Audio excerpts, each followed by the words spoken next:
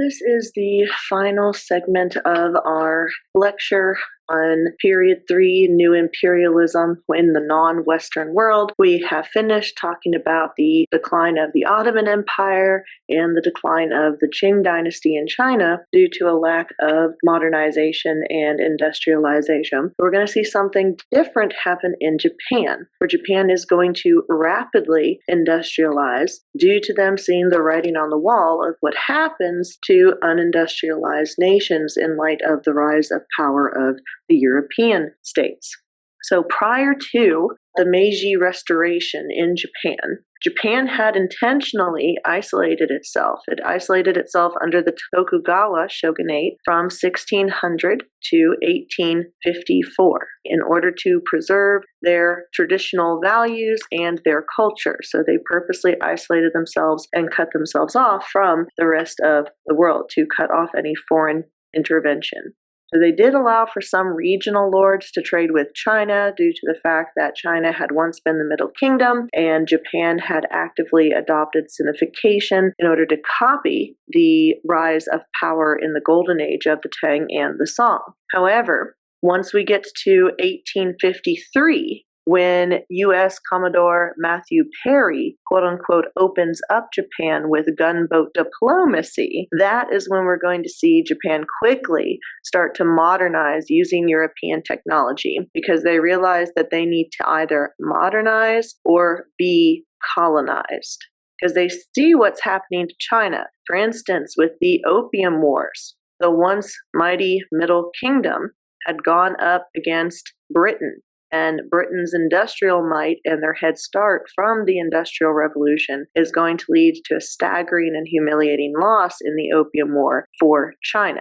So they don't want what's happening in China to happen to Japan. So whereas in period 2, they actively copied Chinese culture through the process of Sinification, they're going to do the opposite here in period 3. Instead, they're going to mimic what's going on in Europe. So they're going to in Japan, they are going to strengthen their central government, become more centralized. They're going to very rapidly industrialize faster than anyone else in this time period, eventually allowing them to defeat a industrialized European power like Russia in the Russo-Japanese War. And they do this by adopting culture and technology from the West. So much like they adopted Chinese culture through Sinification in period 2, they are going to do the same thing here in period 3 with Western culture, especially when it comes to technology. So back to the context, the history of isolationism in Japan. That started under the Tokugawa Shogunate after there was conflict with foreigners in Japan. And so the practice of Christianity had been banned from Japan, and then foreign influences in the form of books as well as religions was also banned. But they are going to continue to trade with other Eastern Asian territories. So the Tokugawa Shogunate is known for its isolationism that preserves traditional Japanese culture, such as the Bushido Code of chivalry, followed by the samurai who are outfitted with gunpowder weapons like muskets. However, that is not going to be equivalent to what the Europeans and the United States are going to bring to Japan. Whereas the samurai have swords and old muskets from the Portuguese back in period 2, the gunboat diplomacy done by the West is going to include gunboats with Maxim guns and more advanced technology due to the spread of industrialization. And so this contact with the West is going to end the Tokugawa period of isolationism. In 1853, Matthew Perry essentially bullies Japan into trade concessions, into opening up trade with Western powers. Okay, this type of diplomacy of encouraging economic exchange through threat of domination is known as gunboat diplomacy. Essentially, you show up with a bunch of gunboats and say, hey, you can either trade with us now or you can trade with us later once we use a show of force to show you that we mean business. So Japan is going to respond to this by opening itself up to Western technology because it doesn't want what happened to China happening to them, like with the Opium Wars. They're going to try to avoid conflict with Europeans at first. Japan is going to rise to an imperial power, and they are going to defeat China in the Sino-Japanese War. But it's not until the 1900s, in 1904, that we see them square up against a European force and, against all odds, actually defeat that European force. This is the first time that an Asian nation had been able to defeat a industrialized European power. So that is going to be very historically significant. But for the most part, they're going to try to avoid conflict with the Europeans by opening up for trade with the Europeans, but also rapidly industrializing so that they can compete with these European powers. Now, like China and like the Ottoman Empire, Japan is going to allow extraterritoriality to foreigners, so they are going to make some economic concessions there. And just like with the Ottoman Empire and the Qing dynasty, these laws, this extraterritoriality, is going to result in anti-foreigner sentiment. So we saw that there's anti-foreigner sentiment against the Europeans in China with the Boxer Rebellion, and we're going to see that same sort of sentiment grow here due to that European intervention. But the political conflict that's going to emerge is actually going to lead to a change in the government in Japan. So we see the collapse of the shogunate, which, remember, had been established since the 12th century when the most powerful daimyo with the biggest military forces were able to rise to power using their samurai armies and then establish themselves as the real head of state, the shogun, while they kept the emperor on as a figurehead. So back in period 2, if you wanted to take over Japan, you wouldn't target the emperor. The emperor was just a figurehead. Real power was held by the shogun. And the longest lasting shogunate in Japan at that time had been the Tokugawa Shogunate that had originally set that period of isolationism. So now that isolationism is over, we start seeing conflict between the foreign Europeans and the native Japanese. And that increased anti-foreigner sentiment and conflict and change is going to undermine the absolute power of the shogun. So eventually we see the collapse of the shogunate and the rise of the emperor. So this is going to be a restoration of this form of government where the emperor isn't just a figurehead. Now the emperor is the actual ruler of the government and the country. So this contact with the West is going to make the shogunate unpopular due to the concessions and the capitulations that are made by Japan. And so we see a change in government with the Meiji restoration. Mutsuhito is going to be restored to the throne as the Japanese emperor, thus starting the Meiji era, which continues all the way until World War I in 1912. Okay, so we see a similarity there between the Meiji Japan and the Ottoman Empire. In terms of change that's going to be implemented as a result of the Meiji restoration, we do see some reforms by the Meiji state being implemented. Due to the spread of Enlightenment ideals, we see a move away from the old ways of feudalism, where you have decentralization of a country. Now they want to move towards a more centralized state. And with this abolishment of feudalism, we are going to see a core part of feudalism, an armed force that worked for the nobility, become abolished as well. So we will eventually see the end of the samurai class in Japan due to this charter oath in 1868. We're also going to see the establishment of courts, judicial reforms, changing the legal system.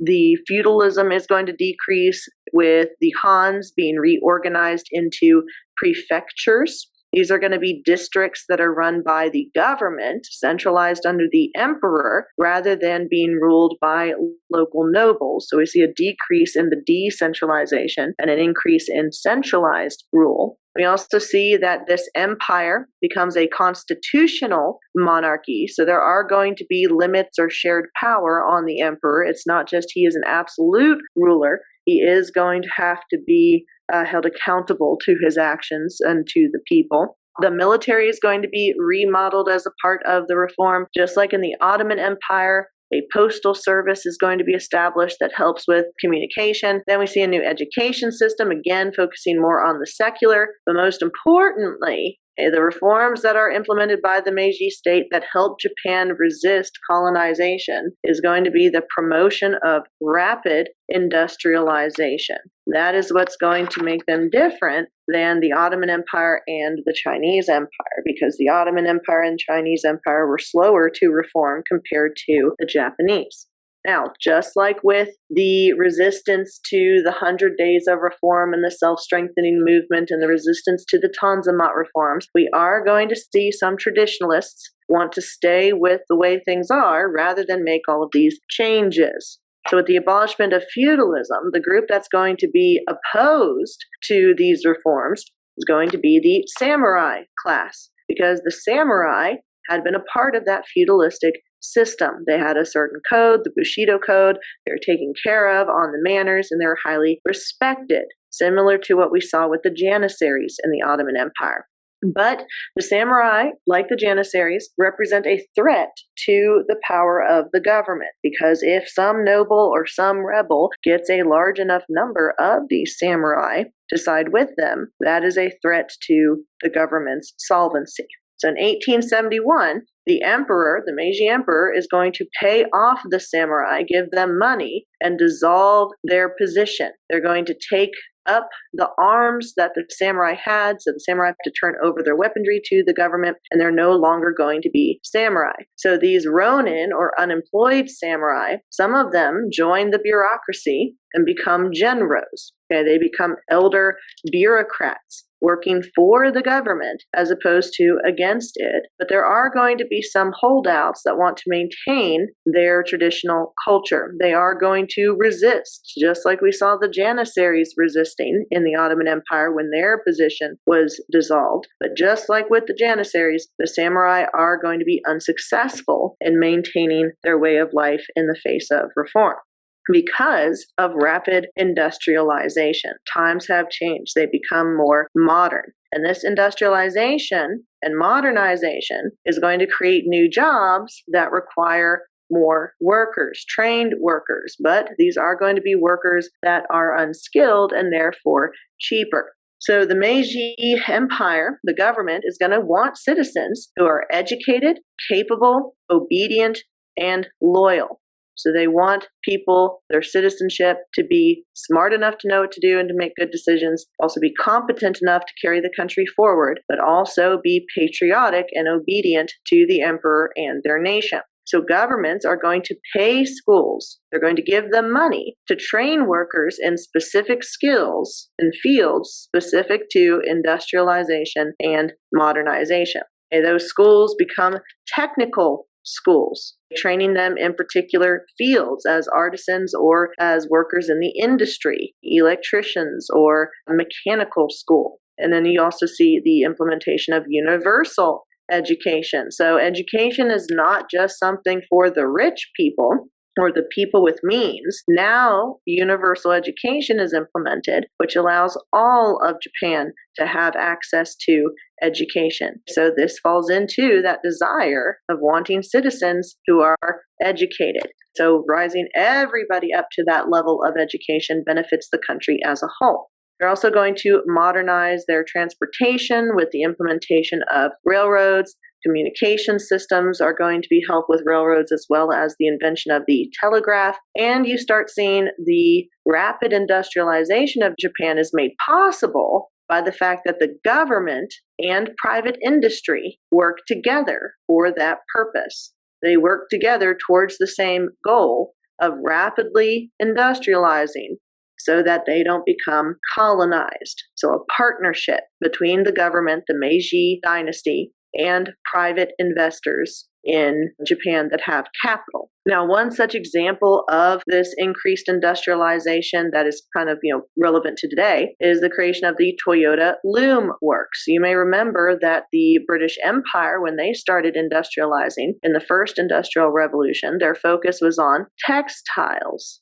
Well, with Japan, it's the same. The Toyota Loom Works is going to be dealing with manufacturing clothing. Eventually, over time, as we get to the second industrial revolution and we move more towards chemicals and electricity and steel, we see a change from Toyota Loom Works to Toyota Motor Company, with the improvement and modernization of transportation. So that is a company that is still making cars to this day.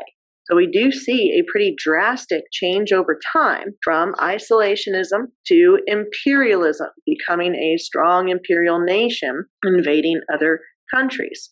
Okay, so they are going to follow the pattern of the Europeans in these steps. They essentially follow Britain and what they do. First, they industrialize. First, they move into textiles. Then they start expanding their military advantages with this technology, and they start building their empire, like with the scramble for Africa. And so Japan wants to do the same. They want to be more like the Europeans. The Europeans are scrambling to grab up as much territory as they can to provide raw materials for their factories. And so Japan is going to do the same thing. They are going to seek more territory as a result of industrialization, because that's how industrialization works, is that if you're going to manufacture goods to make a profit, you're going to need raw materials. Can't make a lot of clothing if you don't have a lot of cotton. So the Europeans are going to colonize, like the British colonize India, in order to have abundant resource of cotton. And so Japan is going to do the same thing, because with its status as an island, it will eventually run out of land and natural resources. So this leads to Japanese colonization under new imperialism, just like with the Europeans.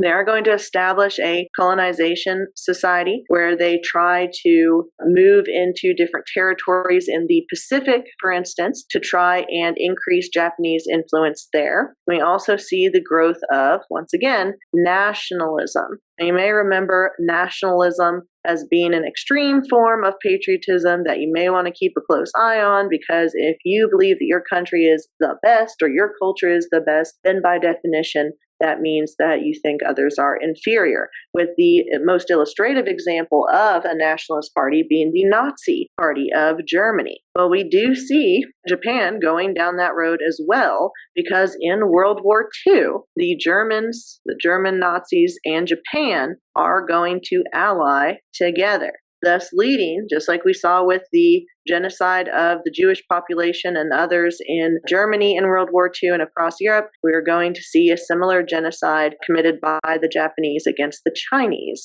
Okay, so that nationalism can be a slippery slope towards some pretty negative events in history, to say the least. But in following the patterns of the Europeans, Japan is going to centralize its government by getting rid of feudalism, abolishing the samurai, and centralizing their power under a constitutional monarchy. So they centralize the government, neutralize the samurai, and they modernize their military by making it based on conscription, which means every citizen has to serve for a specified period of time, which is going to bolster their army. And more people means more power.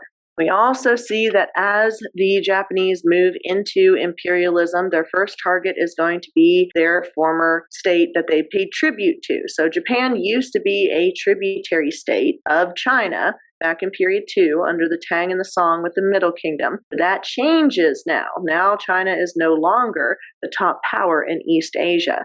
And we see this illustrated with the Japanese victory in the Sino-Japanese War. So as a result of this loss, China is going to lose territory. It loses Taiwan and it loses the Liaodong Peninsula. So Japan is rising as an imperial power, taking more territory and thus accessing more resources. However, as a result of this interference, Russia is going to intervene and say, hey, Japan, you can't take this peninsula from China. Now remember, the Europeans hadn't colonized China, but they had carved out spheres of influence in terms of their economic interests and investments. So they're very willing to protect their economic interests in China. And so Russia is going to intervene in this treaty and say, hey, you need to give this peninsula back to China. However, this is going to be reversed once we get to the Russo-Japanese War. Okay, this is the first victory of an Asian nation over Europeans in the modern era, which is particularly important considering that Russia had also been industrializing. So in 1905, Japan is going to win in this war, and they are going to come for revenge in their negotiated treaty, in the Treaty of Portsmouth. This peninsula that the Russians had made Japan give back to China after the Sino-Japanese War is going to be returned to Japan. They're going to take Russian territory that the Russians had established in Manchuria, and so that means Chinese power is decreasing and Russian power is decreasing as Japan gains that power. They're also going to take another tributary state of China when they establish a protectorate in Korea. Okay, so what are the long-term effects of this? Well, Japan is going to increase in prestige and clout on the world stage, and Russia is going to go through a series of hardships and ills that eventually leads to its decline. So we see the Russian Revolution of 1905 definitely playing a factor in the change in Russian government. The failure of the Russian Navy to succeed in this war against the Japanese, the loss of the war leading to economic burdens that mostly fall on the Russian people, i.e. the increase in taxes. None of that is going to make the Russian government very popular, just like what we saw with the loss of the Opium Wars in the Qing dynasty, where that led to the Taiping Rebellion.